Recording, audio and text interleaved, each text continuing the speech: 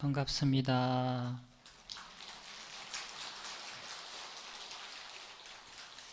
오늘은 10월 음력 관음제일입니다. 오늘은 인연에 대하여 이야기할까 합니다. 먼저 합장하시고 삼계유여 겁정윤하고 백천만거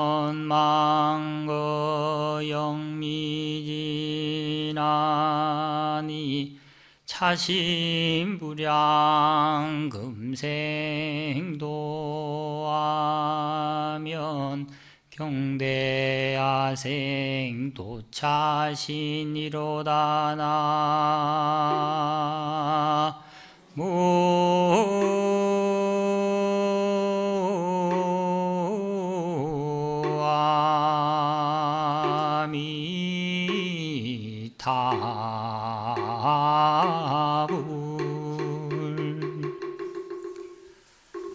삼계유여 겁정윤하고 삼계가 마치 겁정윤 물 깃는 두레박 같고 백천만급 영미진이라.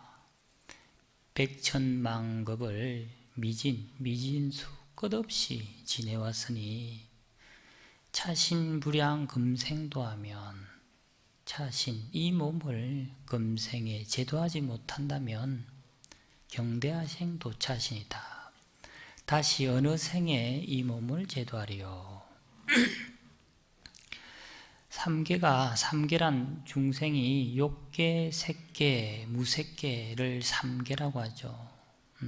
윤회를 하는데 겁정윤, 그 윤회하는 것이 마치 옛날에 우리 우물에 도로래를 달아서 우물물을 이렇게 길었지 않습니까?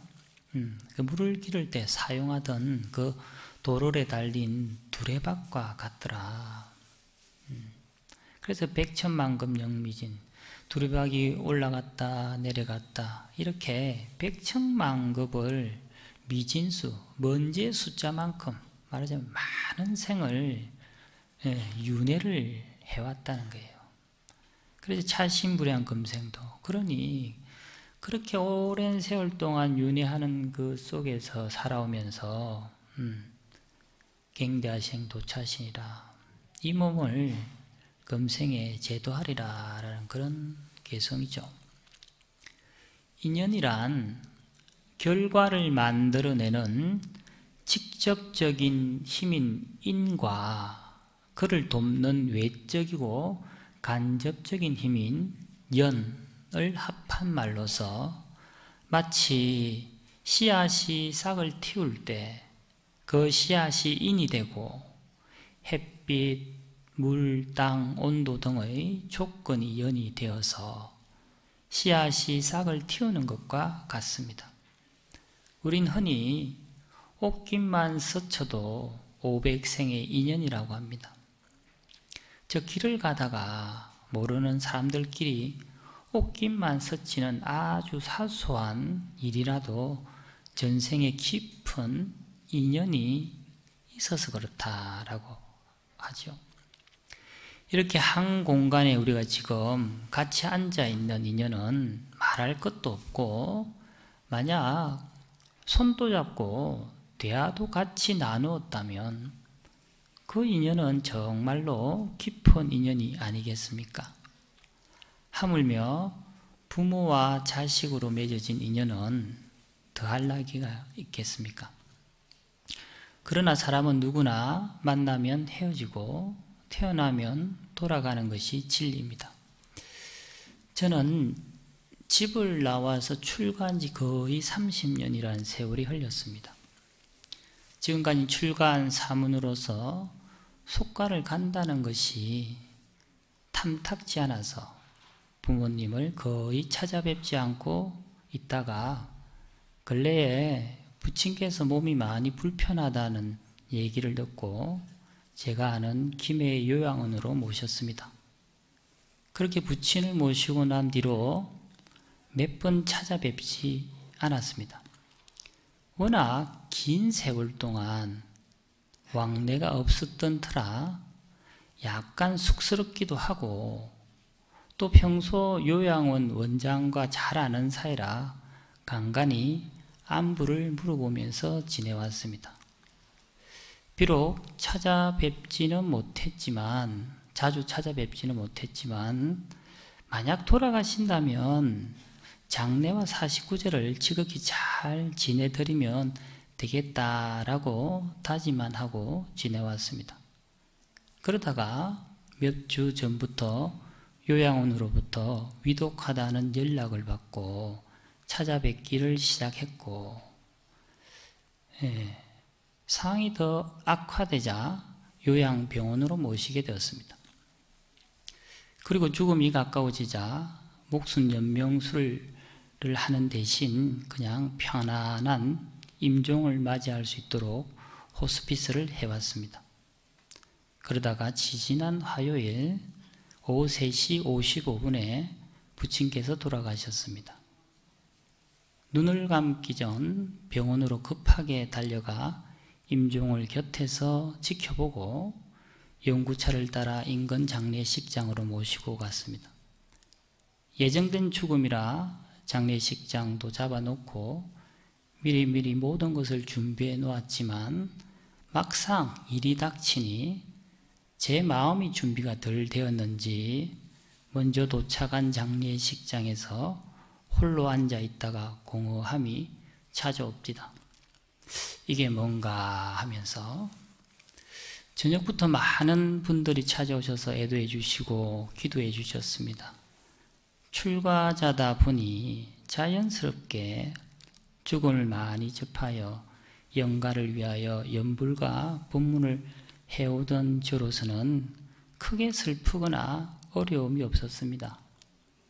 특히 도반 스님들을 비롯하여 많은 스님들께서 부친의 극락왕생을 발언하는 연불 기도를 많이 해주셨습니다. 둘째 날만 총 10번에 달하는 시달림 연불을 들었으니 어찌 보면 영가가 복이 많다고 할 수 있겠죠. 여러분들이 부러우면 자식들 출가시키세요. 그때 찾아온 많은 분들이 한결같이 하신 말씀이 아버님을 참 많이 닮으셨습니다 라는 말이었습니다. 처음에는 아니라고 전혀 안 닮았다고 손사래를 쳤는데 시간이 지날수록 그 말씀들이 제 머릿속에 계속 떠나지 않대요.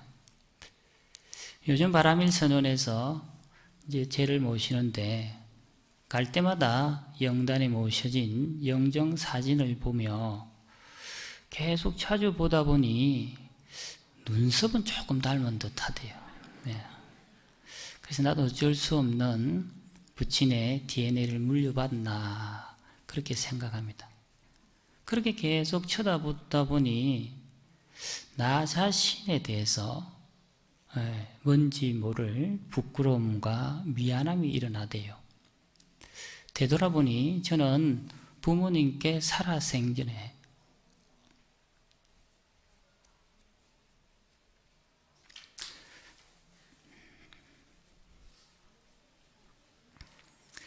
따뜻한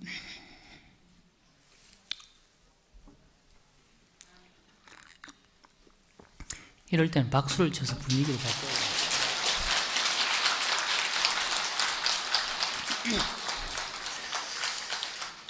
살아생전에 따뜻한 밥 한 그릇 단 한 번도 대접한 적이 없는 불효자였습니다. 출가자라는 이름 아래 언제나 속가 사람들을 냉정하게 그리고 매몰차게 언제나 밀쳐서 살아왔습니다. 그래서 어쩌면 살아생전에 살갑게 대하지 못한 그 미안함과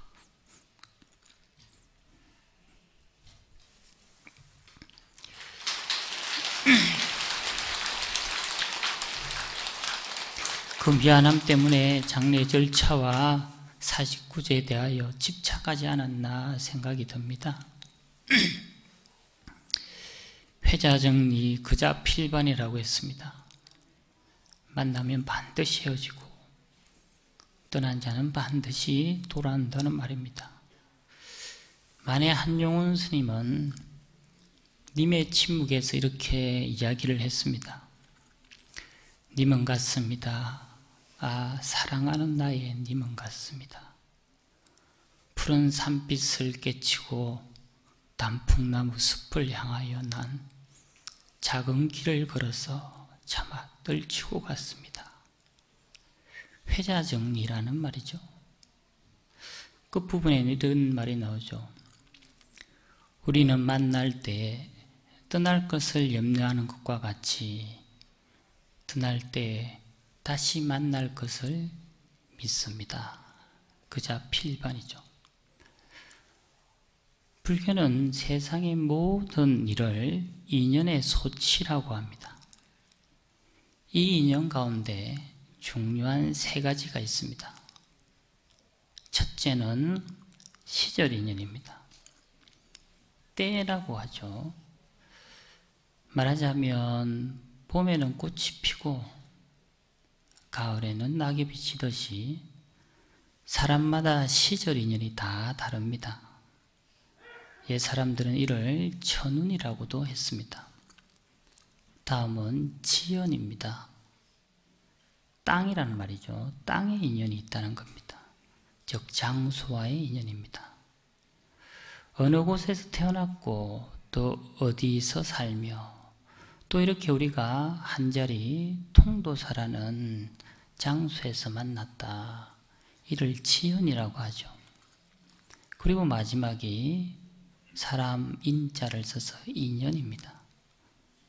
불교에서 말하는 옥균만 서초도 인연이라 하듯 우리는 많은 사람들과 만남이라는 소중한 인연이 바로 이 말을 이야기합니다.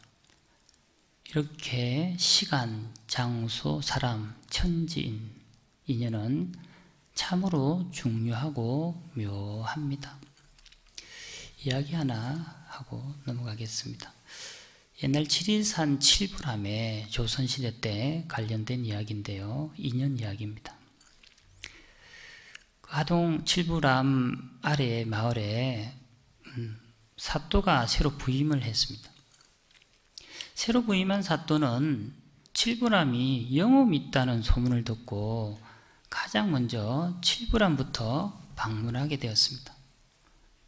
그는 절에 자기가 사또니까 방문을 하면 나름대로 환대를 받겠지라는 생각으로 올라갔는데 절에는 어떤 누구도 반갑게 맞이해주는 사람이 없었습니다. 당시 시대 상황이 스님을 천민보다 낮게 취급하고 먹고 살기가 힘든 시절이라서 심지어 스님들이 방문하는 것조차도 절에서 달갑게 여기지 않을 때였습니다. 사또는 이내 자신이 한대받지 못하고 떠도는 듯 겉도는 듯 해서 기분이 싹 상해버렸어요. 그래서 불쾌한 감정을 가지고 저를 이쪽 저쪽 둘러보다가 한 젊은 스님이 자신을 만났는데도 그냥 생 지나가 버리는 거예요. 그 젊은 스님 역시 좀 어색하기도 해서 그냥 별 생각 없이 지나쳐 갔는데 사또는 자신을 알아봐주지 않는 것에 대해서 기분이 상해서 화가 확 치밀어 올라서 이유 없이 그 젊은 스님을 불러다가 곤장을 쳤습니다. 말하자면 이유가 없이 자기를 안 알아봐준다는 것에 대해서 기분이 나빠서 그냥 무작정 곤장을 쳐라. 그리고 한 7, 8대를 칠 때 갑자기 이 젊은 스님이 척언해 보여서 곤장을 멈추게 했습니다. 그리고는 아무런 잘못도 없는 스님을 때린 것에 대해서 마음에 걸려서 절을 내려가려고 할 때에 내가 앞으로 3년 동안 칠불암에 먹을 양식을 대주겠노라 이렇게 하고 내려갔습니다. 절에서는 난리가 나야 되는데 이 젊은 스님이 아무런 이유 없이 맞았는데 기분이 너무 나빠야 되잖아요. 그런데 한편으로는 내심 기분이 좋았다는 거예요. 예. 왜냐하면 당시 불교가 탄압받고 먹고 살기 힘든 시절에 3년 동안 먹을 양식을 준다니까 사찰 전형에 큰 엄청난 도움이 되잖아요. 그래서 그냥 넘어가 버렸어요. 한편 곤장을 맞은 스님은 왜 자기가 곤장을 맞아야 했고 또 3년 동안 먹을 양식을 왜 주었는지에 대해서 의심이 생기기 시작했습니다. 그래서 이 스님은 그 생각이 떠나질 않는 거라. 이 의심이 마치 화두가 되어서 계속 스님의 내리를 떠나지 않게 되었습니다. 그렇게 세월이 흘러서 스님은 어른 스님이 되었고 어른 스님이 되었어도 그 곤장 맞은 것과 3년에 대한 양식 이게 의심이 풀리지가 않더라는 거예요. 그러다 이 어른 스님이 밤에 정진을 하는데 갑자기 촛불이 확 꺼지는 순간에 찰나적으로 자신의 전생이 싹 보이더래요.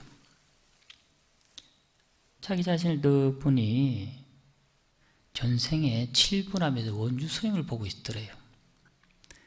그 원주 스님이라는 게 이제 뭐 사람들 대접하고 제를 준비하고 이러는데 어느 날 절에 큰 제가 들어왔는데 음식을 부지런히 아침부터 준비를 해가지고 부처님 전에 올리기 전에 딱 부엌에 이렇게 쌓아 올렸는데 그 부처님 전에 올라가기 전에 그 음식을 개가 들어와가지고 물고 날아가는 거라. 도망가는 거라. 그때 이 원주 스님한테 발각이 되어서 호이 납니다. 그래서 이 스님도 홧김에 개를 쫓아버렸어요. 화가 나니까. 그리고 잠시 후에 보니까 아이고 그래도 내가 중이 되어가지고 배고픈 개에게까지 화를 내어서 되겠느냐. 예, 자신의 가호를 참여하고 그 개를 다시 부르다가 떡을 하나 줬다요. 그래 바로 그 개가 환생하여 사또가 된 거라. 그래서 이 사또는 그 젊은 스님을 보자마자 전생 이 스님에게 개 맞듯이 맞았다는 거예요. 그게 문득 자기의 마음속에 아래아식 속에 잠재되어 있었던 거죠. 그래서 그 스님을 보자마자 곤장을 치고 또 미안하니까 3년 동안 양식을 주게 된 것이다. 그럼 그렇다면 이 개는 어떻게 사또가 되었을까? 예, 절에 사는 개가 늘 스님들이 정진하고 기도하고 수행하는 것을 늘 지켜보고 좋아해 했다는 거예요. 뭐 스단계 3년이면 풍우를 얻는다 하듯이 이 개도 늘 거기 살면서 그렇게 수행하는 스님들을 늘 보고 늘 좋은 생각을 일으키게 되고 그러다 보니 자연스럽게 원력이 세워지면서 죽어가지고 사또가 되었다는 거예요. 우리도 수행하는 사람을 보면 기분이 좋지 않습니까? 여러분 요즘 동안건데 이렇게 수행자에게 공양을 올리고 수행을 좋아하는 것만으로도 복이 됩니다. 다시 돌아가서 예전에 법정 스님께서 일기일회라는 수필집, 법문집을 내셨죠. 10년째 좀 더 된 것 같은데 일기일회, 일생에 한 번뿐이 인연이라고 흔히들 이야기합니다. 일기일회는 본래 일본의 다도에서 많이 쓰이는 말입니다. 16세기 말에 일본의 다도를 완성했다는 센노 리큐의 제자 소우지라는 사람이 한 말이 이거라고 합니다. 일본 다도에서 다회를 열기 위해서 먼저 하는 것이 그 다실에 오기 전에 통과해야 되는 그 마당이 있는데 그 마당을 깨끗이 정갈하게 청소를 하는 일입니다. 그래서 누구나 그 차회, 다회에 오려면은 이 마당을 통과하면서 자기 자신의 마음을 가라앉히고 편안하게 정갈하게 해서 차의 세계에 들어오게 하기 위해서 그렇게 마당을 씁니다. 그래서 그 마당을 통과하고 나면 다실에 도착을 하는데 다실에는 조그마한 문을 만들어 놓습니다. 겨우 한 사람만이 들어갈 수 있는 크기의 작은 문인데 이 문을 통과하려면 허리를 숙여야 됩니다. 그래서 옛날에 무사들이 허리에 차고 있던 칼을 내려놓고 머리를 숙여서 허리까지 숙여서 통과해야만이 다실로 들어올 수 있다는 겁니다. 이 말은 이 차실에 들어올 때는 누구나 신분의 차이를 두지 말고 모두 다 동등한 입장에서 똑같은 위치에서 차를 마셔야 된다, 이런 말이라고 할 수 있죠. 그리고 다실에는 계절에 맞는 꽃을 꽂아놓고 또 그 차에 어울리는 글귀도 걸어둡니다. 이렇게 꾸며진 다실에는 계절에 맞는 꽃과 차에 어울리는 다식을 준비를 딱 예쁘게 해놓고 보통 화과자 같은 걸 넣어두죠. 이렇게 준비를 다 해놓습니다. 이렇게 주인은 찾아오신 손님들을 위하여 모든 준비를 해놓고 난 뒤 정성을 다하여 한 잔의 차를 우려내어 대접합니다. 이렇게 지극정성을 다하여 차를 내고 또 차를 대접받는 사람도 아주 차분하고 편안하고 간절한 마음으로 그 자리에 옵니다. 그래서 지금 내놓는 이 차가 그냥 단 한 잔의 차가 아니라 이전에도 이후에도 없는, 즉 다시 없을 단 한 번의 기회이고 만남이다. 일기일회. 이러한 마음가짐을 한마디로 나타낸 말이 일기일회인데 이것은 일생에 한 번뿐인 인연, 평생 단 한 번의 만남이라는 뜻으로 불교와 관련이 있는 말입니다. 일기는 태어나서 죽을 때까지의 한 주기를 말하고 일회, 회는 법회를 뜻합니다. 스승이 제자를 깨닫게 하기 위해 법을 설하는 소중한 만남이라는 의미입니다. 다시 말해서 지금 이 순간의 만남이 내 생애를 통틀어서 가장 소중한 만남으로 두 번 다시 오지 않을 귀한 깨달음의 시간이다 라고 여기라는 뜻입니다. 법정스님은 법문집 1기 1회에서 이렇게 말씀을 하십니다.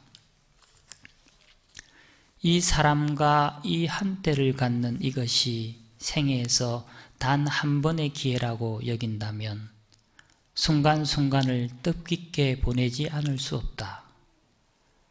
한 번 지나가 버린 것은 다시 뒤돌아오지 않는다. 그때그때 감사하게 누릴 수 있어야 한다. 모든 것이 일기일회다. 모든 순간은 생애 단 한 번의 시간이며 모든 만남은 생애 단 한 번의 인연이다. 지금을 어떻게 사는가가 다음에 나를 결정한다. 삶이 인간에게 주어진 길고 어려운 그러나 가장 행복한 수행의 길. 매 순간 우리는 다음 생의 나를 만들어가고 있다. 모든 것은 생애 단 한 번. 영원한 것은 아무것도 없다. 순간순간 새롭게 피어나라 라고 하셨습니다. 만약 우리의 지금 이 만남이 앞으로도 몇 번이고 계속 만날 수 있다. 또 만나면 되지 라고 생각한다면 우리 지금의 만남은 진중함은 사라지고 금세 평범해지겠죠. 심지어 속되어지기까지 합니다.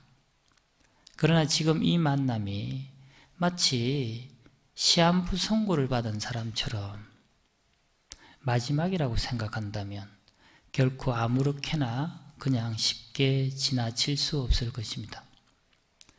기회란 늘 있는 것이 아닙니다. 한번 놓치면 다시 돌이키기 어렵습니다. 오늘 핀 꽃은 어제 핀 꽃이 아니듯 오늘의 나도 어제의 나가 아닙니다. 세상에 결코 돌이킬 수 없는 5가지가 있다고 하죠. 첫째는 입 밖으로 나온 말, 주워 담을 수 없습니다. 두 번째는 허공을 향해 쏘아올린 화살이라고 할 수 있겠죠. 내가 쏘아올린 화살은 돌아오지 않습니다. 세 번째는 흘러가는 세월이라고 하죠. 네 번째는 놓쳐버린 기회라고 하고 5번째는 돌아가신 부모님입니다. 삶은 만남의 연속입니다. 살다 보면 행복한 만남도 있고 불행한 만남도 있습니다. 괴로운 만남도 있습니다. 즐거운 만남 등 여러 가지 이런저런 여러 만남 속에서 우리는 살아가고 있습니다. 이 만남이 유행가 가사처럼 그냥 스쳐 지나가는 바람과 같은 만남일 수는 없습니다. 왜냐하면 모든 것이 인연관계 속에서 이루어지기 때문입니다. 회자정리 그작 필반, 만나면 반드시 헤어지고 헤어지면 반드시 다시 만나야 합니다. 그러므로 우리는 지금 만나는 인연에 대하여 정성을 다 기울여야 합니다. 사람이 일생을 행복하게 살려면 시절, 장소, 사람을 잘 만나야 합니다. 이 3가지 인연을 잘 맺는 것이 세속적으로는 복이 많고 운이 좋은 사람이라고 하죠.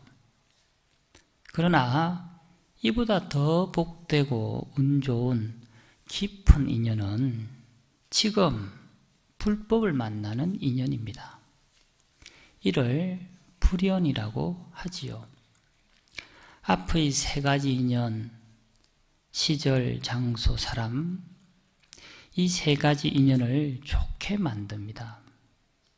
불연이 성숙되면 좋은 시절을 만나게 되고 불연이 성숙되면 좋은 장소를 만나게 되고 불연이 성숙되면 좋은 사람, 인연을 맺게 됩니다. 말하자면 살아있는 지금이라는 좋은 시절에 통도사라는 좋은 장소에서 좋은 인연, 좋은 도반들과 함께 기도하고 법문을 듣는 불연이야말로 최고로 좋은 인연입니다. 다시 말해서